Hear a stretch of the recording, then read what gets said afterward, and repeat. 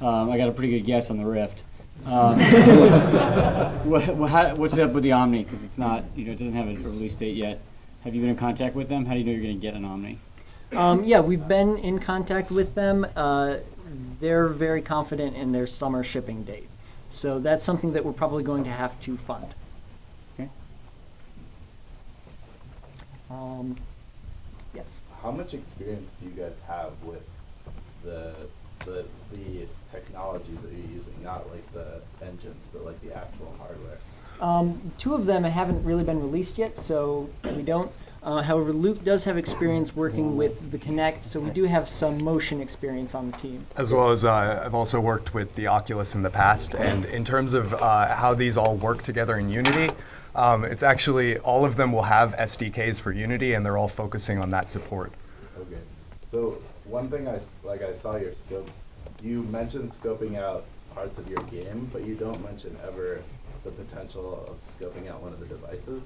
I think that that's something that you need to consider because, I mean, making a world-building game is going to be hard enough. Making a world-building game with 3 additional pieces of technology too, which you've never used before, is it's gonna make for a really rough year. Right. That's something we'll have to find out when we get our hands on the SDK. And we've discussed it to an extent as well, in what ways that we can incorporate other more commonly used devices into our gameplay, and if the other technology doesn't work out for whatever reason.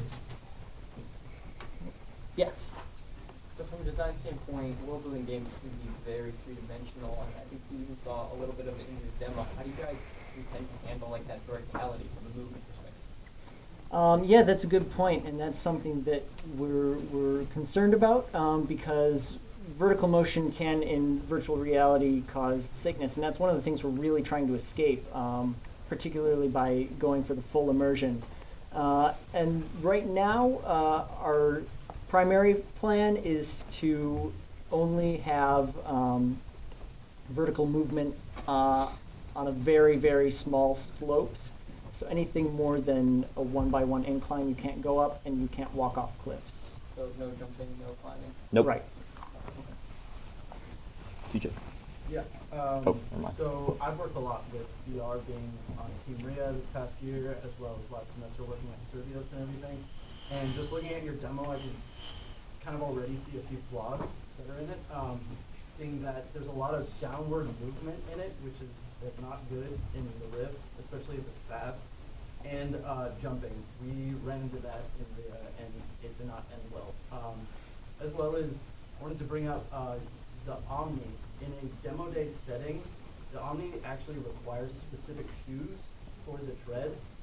So for people that want to try out your product, like, is there going to be some kind of like, I don't know, bowling alley setup where you like rent out your phones or something? Like, it's a little hard to picture.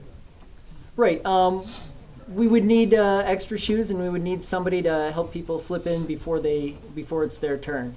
That definitely is something that we're going to have to plan ahead for and get specific people on board for. Let me ask you a question I think that's circulating in here a little bit, because the technology seems to be the thing that jumps out of this presentation. It was the same in the written one. Someone just answer this question. What excites you about building a world-building game, or the team? What excites us is that you can create something and then walk through the thing that you just created.